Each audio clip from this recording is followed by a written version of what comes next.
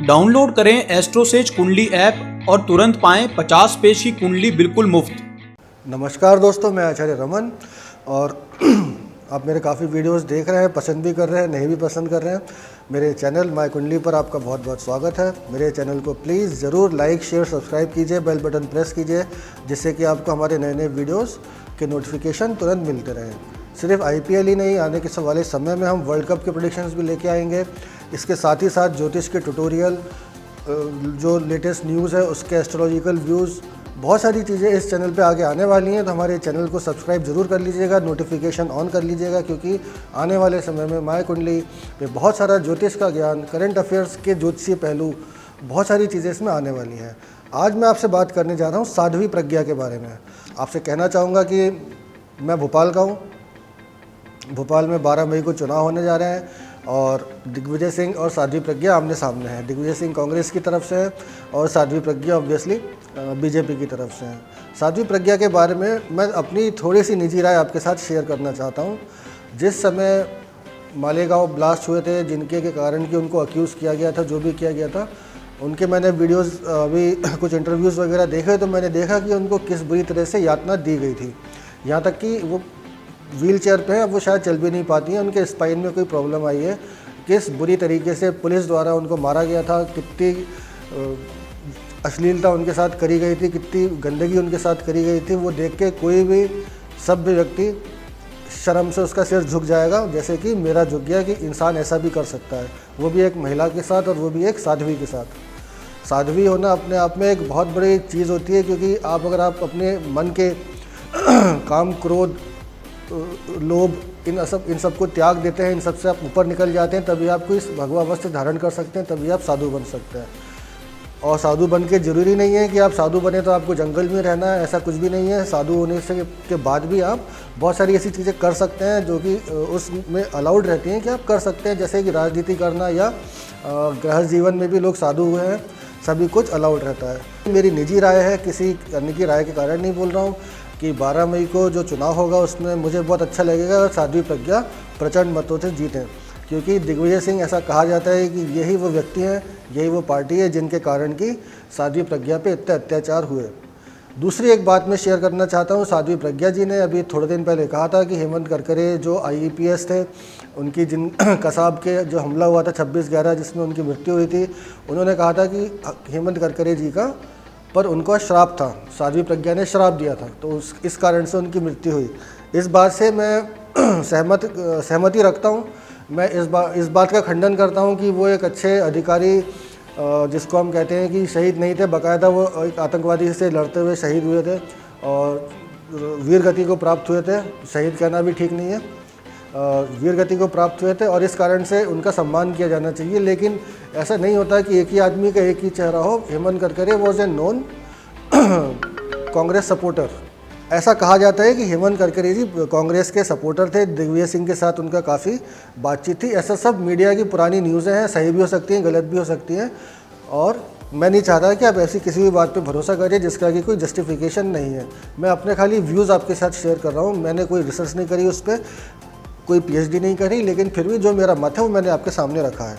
दूसरी बात, अब हम बात करेंगे साध्वी प्रज्ञा की डेट ऑफ बर्थ पे। उनकी जो डेट ऑफ बर्थ है वह है 2 फरवरी 1970, जो कि उनकी बहन उपमा सिंह ने स्वयं पत्रकारों को बताई है और उनकी मार्कशीट में यही डेट दर्ज है। इसी डेट ऑफ बर्थ को हम सत्य मानकर इसी का विश्लेषण करेंगे। इस डेट ऑफ बर्थ का जो टोटल आता है वो आता है 3। वैसे इसका जो टोटल है वो 21 है, 21 का टोटल 3 है। अगर आप देखें तो 3 का जो स्वामी होता है वो बृहस्पति होता है। बृहस्पति देवगुरु है। 3 नंबर अंक वाले लोग ज्ञानी होते हैं और साधु बनना भी उनका एक बहुत सारी चीज़ें होती हैं, लॉ होता है। जुपिटर का जो कारकत्व है उसमें लॉ है, स्पिरिचुअलिटी है, आपका ज्योतिष का ज्ञान है, और साधु बनना भी, साधुवाद भी गुरु के ही अंतर्गत आता है। तो अगर हम उनकी डेट ऑफ बर्थ का टोटल देखते हैं, अगर 3 जो उनका नंबर है उसके हिसाब से वो एक सही जगह पे है, वो वास्तव में एक साध्वी है, उनके मन में कपट नहीं है, छल नहीं है। हम उनके नाम का एनालिसिस करते हैं। साध्वी प्रज्ञा उनको कहा जाता है। अगर हम देखें तो साध्वी का जो टोटल है वो 3 आता है और प्रज्ञा का जो टोटल है वो 8 आता है। अगर हम 8 और 3 को जोड़ते हैं तो इसका जो जोड़ बनता है वो बनता है 11, जिसका कि टोटल है 2। और दोस्तों, आपको जान के आश्चर्य होगा कि जो 11 अंक है न्यूमरोलॉजी में, उसको मास्टर नंबर कहा जाता है। 11 और 22 आर कॉल्ड मास्टर नंबर्स। ये नंबर लाइफ में बहुत ही करिश्मेटिक होते हैं। जिनके भी जीवन में ये नंबर रहते हैं वो उनके जीवन में काफ़ी उतार चढ़ाव आते हैं, बहुत हाइट पर जाते हैं, बहुत नीचे आते हैं। आपने देखा कि साध्वी प्रज्ञा एक बहुत ही तनाव से गुजरी हुई महिला है। इतना अत्याचार, इतनी उनके ऊपर वो नार्को टेस्ट वगैरह भी उनका हुआ, वो इतनी सारी उनके साथ दुर्घटनाएं हुई, कराई गई कांग्रेस के द्वारा, ऐसा लोग बोलते हैं। तो क्या सच है वो तो अदालत में सबके सामने अदालत में ही पड़ा हुआ है, उस पर हम कुछ कह भी नहीं सकते। तो साध्वी प्रज्ञा का जो टोटल है वो है 11 का टोटल है 2। ये जो साल है 2019, इसका टोटल है 3। तो हमने देखा कि साध्वी प्रज्ञा का जो डेट ऑफ बर्थ है और इस साल की जो डेट ऑफ बर्थ है वो है 3। इसके साथ ही हमने देखा कि सिर्फ साध्वी का टोटल भी होता है 3। ये कोई चमत्कार नहीं है। देखिए अंक अपने आप ही अपने एक विशेष रूप को धारण करते हैं। साध्वी जो वर्ड है उसका खुद का टोटल भी 3 होता है, जो कि मैंने जैसा कहा कि जुपिटर का अंक है। इसके बाद हम बात करते हैं 12 मई के दिन वोटिंग है, तो 12 का फिर आप देखेंगे कि टोटल है 3। तो इस 3 नंबर को आपको विजयी बनाना है। और साध्वी प्रज्ञा को, मेरा ऐसा, अगर मैं वोट देने की क्षमता रखता, अगर मैं वहाँ होता, अगर मैं वोट देता तो मैं साध्वी जी को वोट देता। मैं कोई चुनाव का प्रचार नहीं कर रहा हूँ, मैं खाली अपनी राय दे रहा हूँ। भोपाल को अगर हम देखें तो भोपाल जो शहर है उसका जो टोटल होता है 257813। भोपाल शहर का टोटल होता है 26 का टोटल है 8। प्रज्ञा का टोटल भी है 8। तो भोपाल जो है साध्वी प्रज्ञा के साथ भी मैच करता है, प्रज्ञा के साथ भी मैच करता है, क्योंकि गुरु और शनि आपस में शत्रु नहीं होते हैं, सम होते हैं। बहुत से लोग उनको शत्रु मानते हैं, बहुत से लोग सम मानते हैं और बहुत से लोग न्यूट्रल मानते हैं। तो जहाँ तक मेरा अनुभव कहता है कि गुरु और शनि आपस में कोई द्वेष नहीं रखते, क्योंकि शनि जो ग्रहों की राज्यसभा है उसमें सेवक होते हैं, गुरु देव गुरु हैं, तो सेवक और गुरु के बीच में कभी भी वैमनस्य नहीं हो सकता। ये मेरी अपनी सोच है। 12 मई का जो दिन है 12 मई 2019, 3 5 और 3 8, 3 11 ये आएगा 2।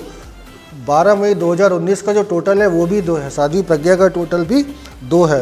अगर हम किसी भी तरह से देखें तो भोपाल के लिए साध्वी प्रज्ञा अंक ज्योतिष के हिसाब से एकदम सही उम्मीदवार है। और वैसे एक हिंदू होने के नाते और एक साध्वी का सम्मान करते हुए मैं ये कहूँगा कि हमें उनको जिताना चाहिए। और हम सभी जानते हैं कि जो उनके विपक्ष में खड़े हैं उनका चरित्र, उनका नेचर, हम क्योंकि मध्य प्रदेश के हैं तो उनका जब शासनकाल था तो हमने देखा है कि कैसे प्रदेश को उन्होंने गर्क किया था। उसका भोपाल में 4-4 घंटा लाइट नहीं होती थी। मैं खुद परेशान रहा था और सारे भोपालवासी परेशान रहते थे। तो उन बातों पे मत जाइएगा, जो आपके सामने प्रत्यक्ष है उसको देखिएगा, उस शासन को देखिएगा 15 साल जो वहाँ पे रहा, जब बिजली नहीं जाती थी, सड़कें अच्छी हुई, भले किसी ने कुछ भी किया और नहीं किया हो, लेकिन एक आम आदमी के लिए काम किया था। मैं शिवराज सिंह की बात कर रहा हूँ। तो मित्रों, इसी के साथ मैं विदा लेता हूँ और फिर से आपसे अनुरोध करता हूँ कि 12 मई को सिर्फ जय श्री राम ही होना चाहिए, रावण नहीं। नमस्कार।